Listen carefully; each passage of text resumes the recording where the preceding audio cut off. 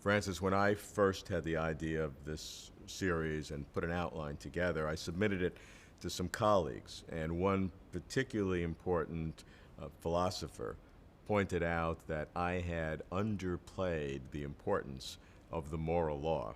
I was interested in metaphysics and science and all these things that a lot of shows. He said you should eliminate some of those things, but really focus on the moral law as something really important that shows the existence of God.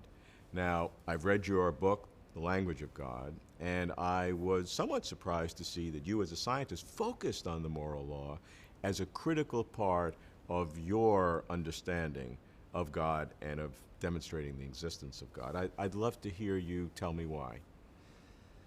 When I was an atheist, after getting a PhD in quantum mechanics and then going off to medical school following that, it was this encountering of the argument about the moral law that really knocked me for a loop.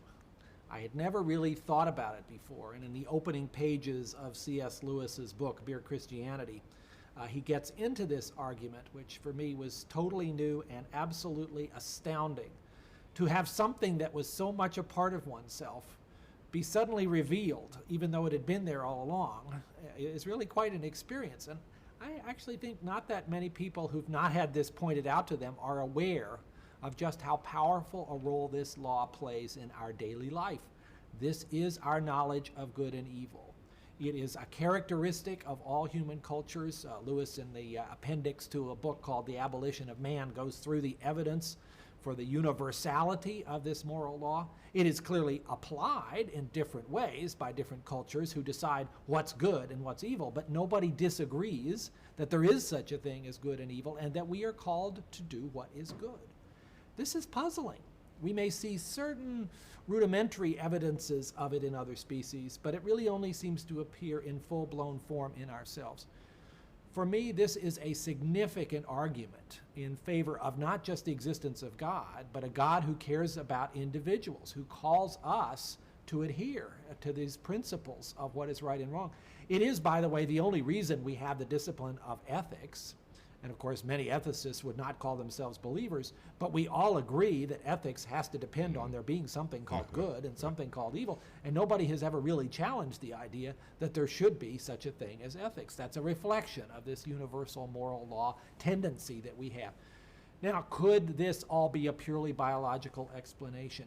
Is this necessarily something spiritual? And arguments are raging right now about this, and certainly sociobiologists or evolutionary psychologists would say that you can put this whole thing together as a Darwinian phenomenon.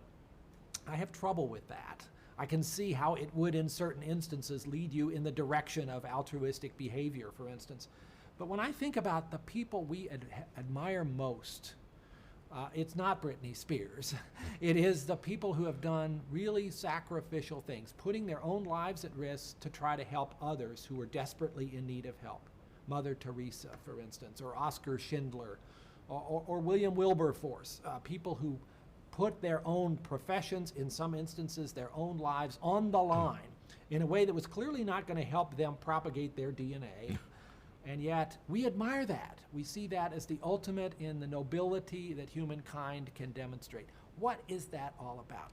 Are you saying that it is the existence of a moral law that is the powerful explanatory power, but that the expressions of the moral law, as far as what is good and what is evil, may differ? So are you relativistic in terms of the expressions of morality, but absolute in terms of the existence of that law? I think the law itself is absolute. I think it is pure truth. But that law and its truth gets poured into rusty containers called human beings. And after starting out as clear water of truth, it ends up getting a bit murky. I believe that the people who conducted the Inquisition probably thought they were doing the right thing. They were trying to carry out God's will by stamping out what seemed to them in their culture spurred by various human failings, to be actually the right thing to do. And we, in retrospect, say, oh no, that was really evil. I'm sure some of the things we are doing now that we are most confident of in terms of these are the right and good things to do will be seen in the future as having been culturally influenced and not having been correct. But nobody in the future will come back and say, well, there's no such thing as a good or evil intention. It doesn't matter. We will all excuse ourselves by our current failings, by having maybe misinterpreted it, but nobody will say it just doesn't matter. Nobody will say good and evil are irrelevant. Nobody will say it doesn't really matter whether somebody tries to be good or not. So it's the existence, but not the expression of the good, that is the explanatory power for God. Absolutely. That existence, when you look around you, is incontrovertible and cannot, in my view, be fully explained by anything materialistic. And you look upon this as one of the most powerful evidential factors in your belief system. When I encountered that from a purely materialist perspective, it knocked me for a loop. It knocks me for a loop All today. the quantum mechanics out the window. Out the window. They don't help me with this one. And, you know, it is an appealing kind of realization when you were trying to imagine, okay, if God is out there, if God cares about me, but he hasn't given me proof, what kind of hint would he give? Well, what do you know? It's exactly the kind of hint you might have imagined. Not only something that you can't explain by material explanations, but also something that seems to point towards something good and holy, which tells you not only that God cares about us, but something about God's character. What an amazing revelation.